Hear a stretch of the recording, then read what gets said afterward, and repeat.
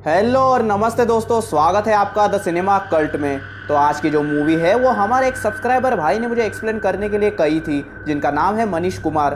क्योंकि पूरे यूट्यूब पे ये मूवी किसी ने एक्सप्लेन नहीं की है तो मैंने सोचा क्यों ना ट्राई करते हैं। और मैं सच बोल रहा हूँ, ये मूवी ढूंढते ढूंढते मुझे बहुत मेहनत लगी है। तो आज मैं एक्सप्लेन करूंगा 2010 में आई हॉरर स्लैशर थ्रिलर जॉनर की मूवी मास्क मेकर को। IMDb पे इसे मिले हैं 4.7 आउट ऑफ 10 स्टार्स और मेरी खुद की इस मूवी को रेटिंग है 4 आउट ऑफ 10। और मूवी बहुत ही अंडररेटेड होने के कारण सड़े हुए टमाटर पर इसे कोई रेटिंग नहीं है। सो अब बिना किसी देरी किए रोल द इंट्रो।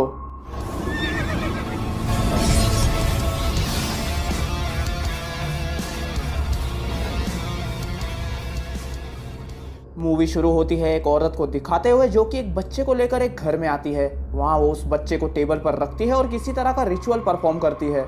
और फिर वो एक स्टाफ से उस बच्चे को मारने ही लगती है कि तभी वहाँ उस टाउन के लोग उस बच्चे के पेरेंट्स आ जाते हैं और वो उस औरत को गन पॉइंट पर लेकर ऐसा करने के लिए मना करते हैं, पर वो उनकी नहीं सुनती और उस स्टाफ को सीधा बच्चे के सीने में घुसा देती है। और फिर हम देखते हैं कि पास ही पड़ी एक लाश जिसका चेहरा ढका होता है उसके अंदर जान आ जाती है और स्क्रीन ब्लैकआउट होकर कुछ साल बाद एक कपल पर शिफ्ट होती है जिसमें लड़के का नाम इवान है और लड़की का नाम जेनिफर। आज जेनिफर का बर्थडे होता है तो इवान ने उसके लिए सरप्राइज में एक घर खरीदा होता है। वो जेनिफर को वहां लेकर जाता है पर जेनिफर को वो घर बिल्कुल भी पसंद नहीं आता क्योंकि वो घर दिखने में डरावना था और शहर से काफ़ी दूर भी था। पर अब इवान ने खरीद लिया था तो वो ज़्यादा बहस नहीं करती और घर को ठीक करने में लग जाती है। वहीं उनके घर में बिजली नहीं थी तो इवान एक इलेक्ट्रिशियन को बुलाता है, पर उसे आने में थोड़ा टाइम था तो इवान उस प्रॉपर्टी को थोड़ा एक्सप्लोर करता है। वहीं बैकयार्ड में उसे एक गेट मिलता है तो वो उसके अंदर जाकर देख ही रहा होता है कि तभी वहाँ कोई आ जाता है और इवान उससे डर कर नीचे गिर जाता है, पर वो और कोई नहीं बल्कि गधा इलेक्ट्रिशियन था। फिर वो इलेक्ट्रिशियन उनकी लाइट ठीक करने चला जाता है और इवान को वहाँ वही स्टाफ मिलता है जो हमने मूवी के स्टार्टिंग में देखा था। वो उसे निकालता है तो उस स्टाफ में से बहुत बदबू आती है तो वो उसे वहीं छोड़कर घर में आ जाता है। वहीं इलेक्ट्रिशियन अपना काम कर ही रहा होता है तभी उसके पीछे कोई आता है और उसके सिर को जोर से ढकेलता है जिससे उस इलेक्ट्रिशियन का स्क्रू ड्राइवर उसकी ही आंख में घुस जाता है और लकीली लाइट भी चालू हो जाती है। फिर सीन रात पर शिफ्ट होती है जहां जेनिफर को आवाज़ें सुनाई देती है और उसकी नींद खुल जाती है। वो चेक करने नीचे जाती है पर उसे वहाँ कोई नहीं मिलता और वो वापस सोने जाती है। तभी हम देखते हैं कि कोई तो इवान को दरवाजे के पीछे से देख रहा था। फिर हमें पास्ट का एक सीन दिखाया जाता है जहाँ एक मोटा बच्चा एक लड़की के साथ खेल रहा होता है कि तभी उस लड़की की माँ आकर उसे उस लड़के के साथ खेलने से मना करती है और वो उस लड़के को डराकर उसे उसके रूम में भेज देती है, जिससे ये तो कंफर्म हो गया कि ये पास्ट इस आदमी का है। फिर अगली सुबह इवान और जेनिफर एक स्टोर पर पेंट लेने जाते हैं और वहाँ उन्हें दो अंकल मिलते हैं जो उनसे पूछते हैं कि बेटा तुम्हें पहले कभी यहाँ तो देखा नहीं। तो इवान कहता है क्योंकि अंकल हम यहाँ पहले कभी आए नहीं। फिर जेनिफर उन्हें बताती है कि कल हमने वो भूत बंगले जैसे दिखने वाले घर को खरीदा है जो कि टकर्स का घर है। ये सुनकर वो दोनों अंकल डर जाते हैं पर वो इवान और जेनिफर को कुछ नहीं कहते हैं। फिर इवान और जेनिफर अपना पेंट सिलेक्ट करके घर आते हैं और घर पर उन्हें उनके दोस्त मिलते हैं जो कि उनका घर ठीक करवाने के लिए आए थे। अब देखो, इनमें पहले जोड़े का नाम है बंटी और बबली और दूसरे का नाम है सोनू और स्वीटी। बबली, जेनिफर और स्वीटी घर के अंदर चले जाते हैं। वहीं इवान उन दोनों लड़कों को लेकर उसी जगह पर जाता है जहां पर उसे वो बदबूदार स्टाफ मिला था। इवान उन्हें बताता है कि उसे वो बदबूदार स्टाफ इसी जगह पर मिला था, पर जब उसने वो निकाला था तब वहाँ पर सिर्फ एक छोटा गड्ढा था। पर दोस्तों, अब वहाँ पर एक ग्रेव होती है और ग्रेव के अंदर जो भी था अब वो बाहर आ चुका था। फिर उन्हें वही स्टाफ मिल जाता है और वो उसे लेकर बाहर आ जाते हैं। वहीं उसे दुकान का एक अंकल जिसका नाम पेक था वो पेंट देने वहाँ आता है, पर वो जैसे ही उन लोगों के हाथ में वो स्टाफ देखता है उसकी हवा टाइट हो जाती है और वो वहाँ से अपनी गाड़ी में भाग जाता है। जेनिफर को उसकी ये हरकत बहुत ही अजीब लगती है पर वो उस पर ज़्यादा ध्यान नहीं देती। जिसके बाद वो लोग पूरा घर ठीक करते हैं और वही घर ठीक करते हुए जेनिफर को एक डायरी मिलती है और ये डायरी उस मोटे बच्चे की माँ की थी जिसका नाम लिदिया था। डायरी में लिखा था कि ये दोनों मिस्टर टकर के घर पर रहते हैं और लिदिया मिस्टर टकर के यहाँ पर काम वाली बाई थी। उस डायरी में लिदिया के मोटे बच्चे के बारे में लिखा था कि वो बाकी बच्चों से काफ़ी अलग है क्योंकि उसे किसी तरह का स्किन डिजीज़ है।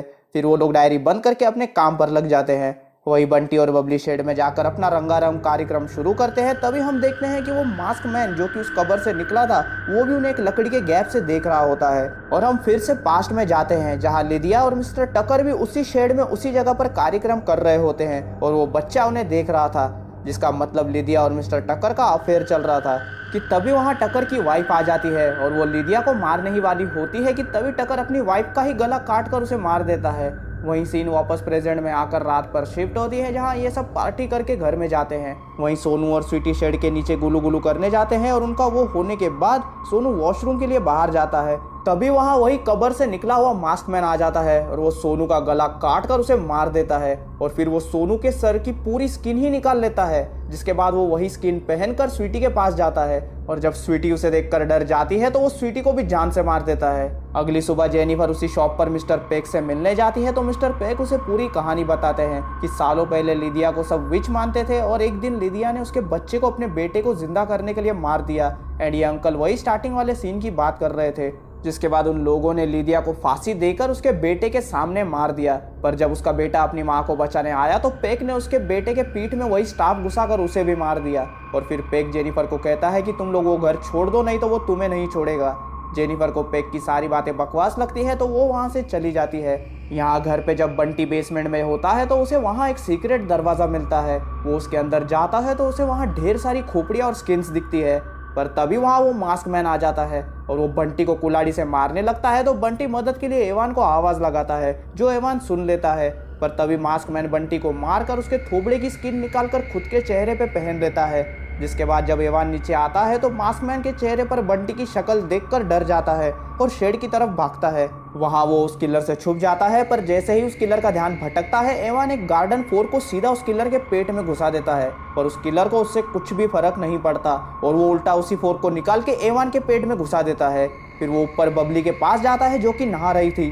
पहले तो वो बबली के चेहरे पे हाथ फेरता है, पर बबली की आंखें बंद थी तो उसे लगता है कि बंटी आया है। तो वो उसे बोलती है चलो अच्छे बच्चे की तरह मेरे साथ नहाने आओ। पर वो किलर एक सेकंड में उसकी मुंडी उड़ा देता है। जब जेनिफर घर आती है तो वो बबली की बिना मुंडी की लाश देखकर डर जाती है। तभी किलर जेनिफर पर भी हमला करता है, पर जेनिफर उस किलर को रूम में लॉक कर देती है। जिसके बाद पेक भी वहाँ पर फुल टून होकर उस किलर से लड़ने आ जाता है, क्योंकि उसे भी अपने बच्चे की मौत का बदला लेना था। वहीं जेनिफर बेसमेंट में एवान को ढूंढने जाती है कि तभी वहाँ वो किलर एवान को लेकर आता है। तो जेनिफर एक घास के ढेर में छुप जाती है। एवान में अभी भी थोड़ी जान बाकी थी और वो जेनिफर को देख लेता है। जेनिफर भी एवान को देख ही रही होती है कि तभी किलर एक कुल्हाड़ी से एवान की मुंडी अलग कर देता है और फिर वो जेनिफर के सामने एवान की स्किन उतारकर अपने चेहरे पर पहन लेता है। तभी पे किलर को माँ बहन की गालियां देते हुए बाहर बुलाता है तो किलर तेरा तो गेम बजाना पड़े बोलकर बाहर आता है। पेक उसे देखकर भागने लगता है, पर वो किलर थॉर की तरह अपनी कुल्हाड़ी को पेक के पीठ में फेंक के मारता है, जिससे अंकल पेक वहीं गिर जाते हैं। किलर पेक को मारने ही वाला होता है कि तभी उसे कोई आवाज लगाता है और वो पीछे मुड़ता है तो पीछे जेनिफर लिदिया की ड्रेस पहन के खड़ी होती है। तो उस किलर को लगता है कि शायद वो उसकी माँ है, तो वो उसके पास जाकर उसे गले लगाता है। पर तभी पीछे से पेक उस पर हमला कर देता है और जेनिफर पास पड़ा वही स्टाफ सीधा उस किलर के सिर के आर पार कर देती है। जिसके बाद वो उस स्टाफ को निकालकर किलर के सीने में घुसा देती है। वो जख्मी पेक को देखने जाती है तो पेक उसे बताता है कि अगर इस मनुष्य को हमेशा के लिए खत्म करना है तो इस पाप के जने को जलाना होगा। तो जेनिफर फटाफट घर से रॉकेट लेकर आती है और उसके बॉडी पे छिड़क देती है, पर जब वो आग लगाने ही वाली होती है तभी गलत वक्त पर पुलिस वहां आ टपकती है और जेनिफर को ऐसा करने से रोक देती है। जिसके बाद किलर की बॉडी को एम्बुलेंस में ले जाया जाता है और पुलिस वाले जब तक इस घर से सबूत इकट्ठा कर ले वो जेनिफर को एक होटल में रुकने को कहते हैं। तो जेनिफर अपनी गाड़ी में होटल के लिए निकल जाती है, पर अचानक से वो बीच रास्ते में गाड़ी रुकाकर रोने लगती है, क्योंकि सिर्फ एक दिन में उसका बॉयफ्रेंड उसके इतने अच्छे दोस्त टपक गए। पर तभी पीछे से एक पुलिस कार आती है और एक पुलिस वाला कार से बाहर निकलकर जेनिफर के पास जाता है। तो जेनिफर फटाफट अपने आंसू पोंछती है, पर जैसे ही वो उस पुलिस वाले की तरफ देखती है उसके साथ हमारे भी होश उड़ जाते हैं। वो कोई पुलिस वाला नहीं बल्कि किलर था, जिसने उन पुलिस वालों को भी जान से मार दिया था और उसने उन पुलिस वालों में से किसी की स्किन के साथ उसके कपड़े भी पहन रखे थे। पर इससे पहले जेनिफर कुछ कर पाती, वो किलर जेनिफर की गर्दन को सीधा 360 डिग्री घुमा के मार देता है, जिसके बाद वो उसकी बॉडी को अपने साथ कार में ले जाता है। तभी स्क्रीन ब्लैकआउट हो जाती है और मूवी वहीं खत्म हो जाती है। अब बात करते हैं इस मूवी के थ्योरी के बारे में।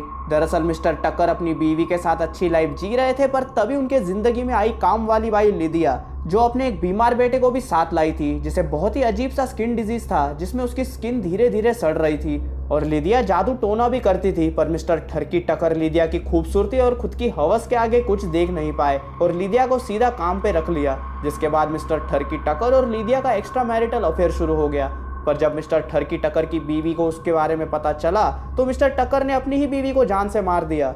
देखो हवस कितना अंधा कर देती है एक इंसान को। फिर उन्होंने लिदिया से शादी कर ली, पर जब आगे जाके लिदिया का बेटा मौत की कगार पर पहुंच गया तो लिदिया ने अपनी पुरानी जादू टोने की किताब निकाली, जिसमें लिखा था कि अगर वो एक छोटे बच्चे को सैक्रिफाइस करती है तो उसका बेटा मरेगा नहीं तो लिदिया जाकर मिस्टर पेक के बच्चे को चुरा लाई और उसे सैक्रिफाइस करने ही वाली थी कि तभी टकर ने उसे देख लिया। और जब उसने लिदिया को उसके नालायक बेटे के लिए किसी मासूम की जान लेने से रोका तो लिदिया ने टकर को भी जान से मार दिया, वो भी ठीक उसी तरह जिस तरह टकर ने अपनी बीवी को मारा था। जिसके बाद गांव वाले और पेक वहां आ गए, पर तब तक लिदिया अपना काम कर चुकी थी और उसने बेचारे मासूम बच्चे की बलि चढ़ा दी। तो गुस्से में गांव वालों ने लिदिया को सबके सामने फांसी लगा दी। और जब लिदिया का बेटा उसे बचाने आया तो पेक ने उसके पीठ में वो स्टाफ घुसा दिया और उसी स्टाफ समेत उसकी बॉडी को उस घर के बैकयार्ड में बने ग्रेवयार्ड में गाड़ दिया। जिसके कुछ सालों बाद जेनिफर और एवान ने वहां घर खरीदा और गलती से एवान ने उस मुर्दे को जिंदा कर दिया।